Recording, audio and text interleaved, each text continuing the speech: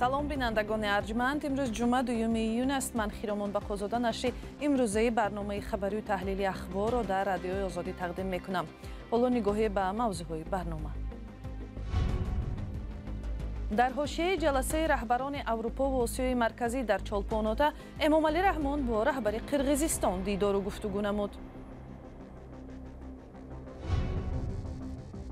марги табиӣ баъди муноқишаи дар микроавтобуси Душанбе. ҳодиса чӣ гуна рӯй дод ва чаро масъалаи фарҳанги бадмуомилагӣ дар нақлиёти мусофирбар доғ мешавад? инсон ягон гапи пасту баланд, гапи ҳақорат шунедаги мо дар ҳаёт нестам. Мина ин 7 сол мешавад. дар Тоҷикистон соли даҳҳо кӯдак нопадид мешавад. падари Шаҳроми чанд ҳафта пеш гумшуда умедвор аст ки якка писари 15 солаш ниҳоят ёфт мешавад. ҳами бандш кадаст кӯдагие ки биёбурем фалон ҷо коре фалон чи ҳамон фуреб кӯдагие ки ҷода кор кадестай. Эмомалӣ Раҳмон, раиси ҷумҳурии Тоҷикистон ва Содир Ҷабборов ҳамтои қирғизи ӯ дар ҳошияи нишасти сарони Осиёи марказӣ ва Иттиҳоди Аврупо дар Чолпонотаи Қирғизистон мулоқот карданд. таваҷҷӯҳ ба ин дидор аз он сабаб зиёд буд ки ду кишвар ва аз ҷумла раҳбаронашон робитаҳои хубе надоранд, марзҳо ба рӯи ҳамдигар баста ва мушкилоти сарҳад ҳалли худро наёфтааст. ҳамкорам Тоҳири Сафар ин мавзӯъро пайгирӣ кард ва ҳоло дар студия бо мо аст. Тоҳир, салом. Чӣ ҷузъиёти муҳиме токунун аз ин гуфтугӯ берун омадааст? ташаккур Хиромон ва салом бинандаи азиз. Воқеан ин нахустин дидори як ба яки ду раҳбар пас аз даргирии хунини соли 2022 дар марзи Тоҷикистону Қирғизистон аст ки дар ҷараёни он на камтар аз 100 нафар аз ҳарду тараф куштаву захмӣ шуданд. мардуми зиёде ҳам хонаву моликияташонро аз даст доданду дарбадар гаштанд. он гуна ки медонем баъди ин низоъ дар моҳи сентябри соли 2022 муносибати ду кишвар ва аз ҷумла раҳбарони онҳо ба ҳадде бад шуд ки дар як нишасте бо ҳузури Владимир Путин раиси ҷумҳурии Русия онҳо ба ҳамдигар даст надоданд. сафари Эмомалӣ Раҳмон ба Қирғизистон ва мулоқоти ӯ бо Содир Ҷабборовро ҳоло аломате аз тағйири муносибатҳо ва омодагии ҷиддитари ду кишвар ба ҳалли мушкил бахусус таъину аломатгузории марз медонанд. дафтари матбуоти риёсати ҷумҳурии Тоҷикистон гуфт ки Эмомалӣ Раҳмон ва Содир Ҷабборов дар бораи дурнамои ҳамкориҳои Тоҷикистону Қирғизистон аз ҷумла доду гирифту тиҷорат суҳбат карданд, вале масъалаи асосӣ ҳамон таъин ва аломатгузории марз буд. ба гуфтаи ин манбаъ, Эмомалӣ Раҳмон ва Содир Ҷабборов изҳори қаноатмандӣ карданд ки 626 километри тӯли марзро маълум карданд ва 102 километри он танҳо дар 1,5 соли гузашта мувофиқа шудааст. дар умум марзи ду кишвар тақрибан 1000 километр аст. ва айни замон бояд гуфт ки байниҳои эҳсосотӣ дар вақтҳои ахир аз ҳарду тараф мисли ин ки порчаи аз замини худро ба касе намедиҳему ину он намекунем камтар шудааст ва бештар доир ба натиҷаву музокирот суҳбат мешавад. Тоҳир, оё ин мулоқот метавонад ба раванди таъину аломатгузории марз суръат бахшад ва ҳамин гуна заминаҳои муноқишаву ҷанг дар марзро аз байн бубарад? аз назар ва таҳлилҳое ки Хиромон то ҳол садо доданд, бардошт ин аст ки мулоқот оғози хубе барои ислоҳи муносибатҳои ду кишвар ҳаст. сухангони ду тараф дар як баёнияи зоҳиран ҳамоҳангшуда гуфтанд ки Эмомалӣ Раҳмон ва Содир Ҷабборов ба нигаҳ доштани риштаҳои дӯстӣ ва ҳалли ҳамаи масъалаҳо аз роҳҳои сиёсиву дипломатӣ таъкид карданд, вале тафсилот дар ин бора дода намешавад. ошкор ин аст ки ҳалли мушкилоти марзӣ осон нахоҳад буд, зеро кашидани хатти марз аз дохили як деҳа ё ҳатто аз миёни ҳавлии як сокине ки дар сарҳад зиндагӣ мекунад сахтиҳои зиёд хоҳад дошт. масалан, раиси ҷумҳури Қирғизистон ду дафъа гуфт ки умедвор аст ба зудӣ таъин ва аломатгузории марзи ду кишвар ба поён мерасад. моҳи ноябри соли 2022 гуфт масъала то охири ҳамон сол ҳалли худро меёбад, аммо чизе нашуд. ва думум дафъа гуфт ки таъин ва нишонагузории сарҳад бо Тоҷикистонро то моҳи май имсол ба поён хоҳанд расонд. ҳоло моҳи май ҳам ба поён расид, вале тавре мебинем дар байниҳои ду тараф дар ин бора чизе гуфта нашудааст. бо гузашти 13 сола аз истиқлоли ҳарду кишвар аз 987 километр марзи байни Тоҷикистону Қирғизистон бештар аз 600 километри он таъин ва нишонагузорӣ шудааст, азбаски 300 километри он беаломату баҳс барангез аст. аз ин рӯ байни сокинони ду тараф барои манобеи табиӣ ба мисли об, чароғоҳ, замин ва роҳ муноқиша сар мезанад ва тавре гуфтем ба хунрезиҳои сахт ҳам кашидааст.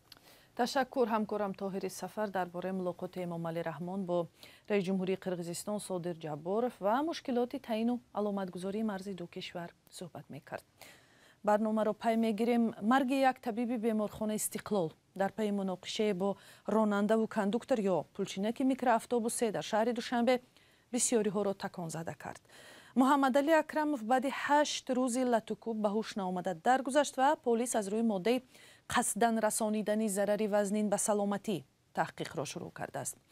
در حالی که این حادثه سوال و پرسش‌های زیاد ایجاد میکند، برخی آن را نتیجه به اصطلاح فرهنگ راه افتاده دغلی و بدمعاملگی راننده و پولچینک‌های نقلیاتی مسافر برمینامند. برات یوسفی گزارش می‌دهد. 19 می محمد علی اکرموف پزشک بیمارستان استقلال پس از زیارت دوستش که از حج برگشته بود میخواست به کارگاهش رود، اما در ایستگاه آخری میکرواتوبوس و در محله چوریکاران ناحیه رودکی در خرخشه با راننده و پولچینک خاصه رقم 28 کشته شد. پولچینک میکرواتوبوس برای پزشک یک مشت زده است. محمد علی اکرموف از شدت ضربه از پای افتاده است. سرش به بتون کنار ایستگاه برخورده است و او از هوش رفته است. راننده های میکرواتوبوس او را به بیمارستان قریه بالا بردند. آنجا پس از جراحی کوسه‌خانه سر محمد علی اکرموف یک هفته بیهوش مانده 27 می جان داده است. به کدام سبب این شده است اولیا ممکن که انم ارگانو معلوم کنن. سبب اساسش اولیمو نفهمیدیم که به کدام سبب این همه خیلی زدیان و وای کردیان اولی با ما معلوم نیست. میخواهیم که همینا درست‌تر انیختر معلوم کنند. با اطلاع پلیس تاجیکستان اخیراً پولچینک نقلیات جمعیتی بازداشت شده ضد او با ماده 110 کدکس جنایتی جمهوری تاجیکستان پرونده باز شده است.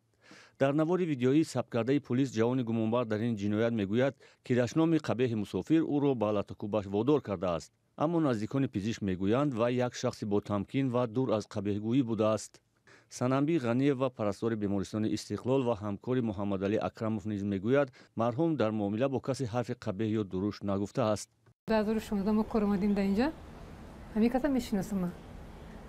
روزانه هم کار میکردیم، نبدورم میستادم. مثال بیمار میبودیم پیش و یک کس ما برای تشخیص گذراندن التراساندو کردن.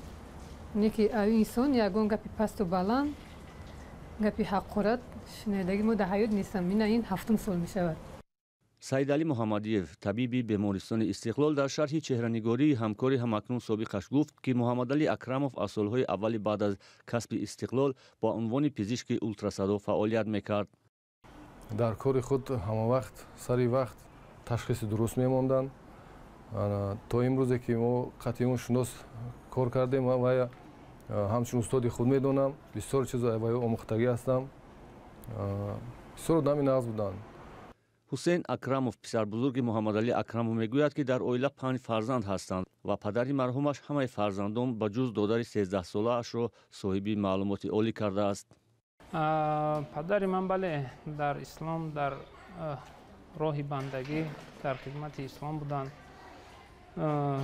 آخرین بار به زیارت کسی رفتند و از آن طرف برگشتند. بعد روز جمعه، بعد نماز جمعه همین حادثه رخ داد. مقامات انکار نمی‌کنند که حالت‌های دغل‌گفتاری رانندگان با مسافران در تاجیکستان پدیده نوین نیست. مریم دولتова روانشناس تاجیک در شرح خبر فوت این پزشک در پی مناقشه با پولچینک میکرواتوبوس این حادثه را دردناک و فوتیده را شهید جهالت آدمی عنوان کرد. و این شرکت یگان ذره مسئولیت برای رفتار راننده برای خودش به ذمه نمیگیره، حالا که اونا باید حتما اینو سنجن. کاربران شبکه‌های اجتماعی برهان نوشتند که یک قسم رانندگان نقلیات جمعیتی و کاندوکتورها عادی‌ترین قاعده‌های آداب را رعایت نمی‌کنند، همیشه در تلاش دریافت مسافری بیشتر، تندگو و خشمگینند. آنها هیچ گونه ایراد و نکوهش مسافران را قبول ندارند و نه همیشه احترام مسافران را به جای می‌آورند و مسافران نیز گاهی به آنها همین گونه پاسخ می‌دهند. و حالا پاره از برنامه گپ آزاد رو می‌بینیم که این دفعه معرکه وسیع ضد مهاجران و هم لطوکوب دانشجویان تاجیک را در روسیه به بحث گرفته است. این معرکه بیش از 2 هفته باز ادامه دارد. تاجیکان که وقتهای آخر شمارهشون خیلی زیاد شده است، برای همون بعد اونها در شهرهای کلان در جاهای سرجمانه زندگی میکنند که یک انگیزنده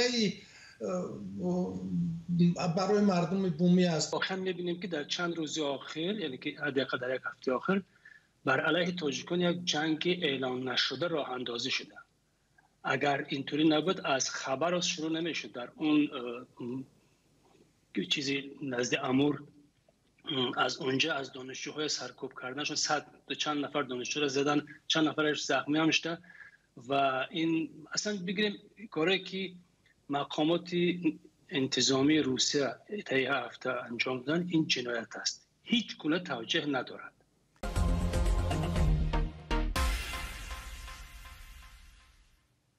شکل پوره برنامه را حتما روز شنبه در یوتیوب و صحیفه های دیگری رادیوی آزادی بینید. این برنامه را از دست ندهید.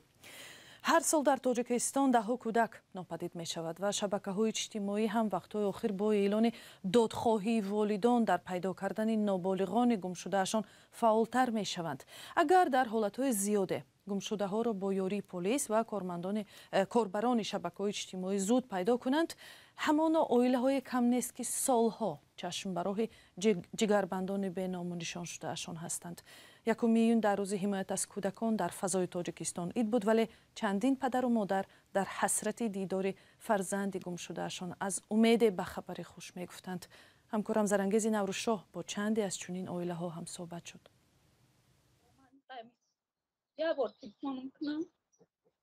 پسری 15 ساله این مادر قریب 20 روز باز بی‌درک است. نزدیکان عکس‌های او را از واسه تا دوشنبه در ستون و دیوارها چسبانده شب و روز گوش به زنگ و خبری از یک پسری خانه دانند. شهرام سعدی خواننده صنف 9 روز 18 می بعد از مکتب دیگر به خانه نآمده است. در همین نوحیه وسه همین جای ایستگاه همین نوحیه وسه ده یک پسر بچه هم خیلی دستش که در همین تاکسی شهر دوشنبه میرفته و شیشتگی بود از همونجا خودش رفته.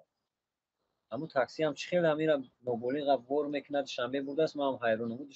جستجوهای پدر در پایتخت و مراجعت به میلیسا نتیجه ندادند. والدان باور دارند که پسرشان نمیتوانست به تنهایی و بی آگاهی به شهر رود.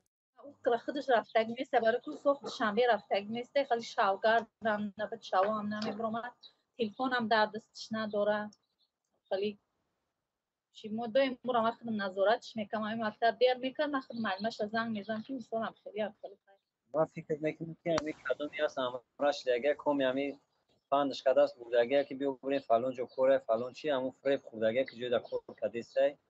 نزدیکان این دختر 16 ساله هم از ناحیه درواز 5 ماه باز او را جستجو دارند. اعلان‌ها با عکس کودکان و نورسان ناپدید شده در شبکه‌های اجتماعی و خیابان‌های کشور زیادند.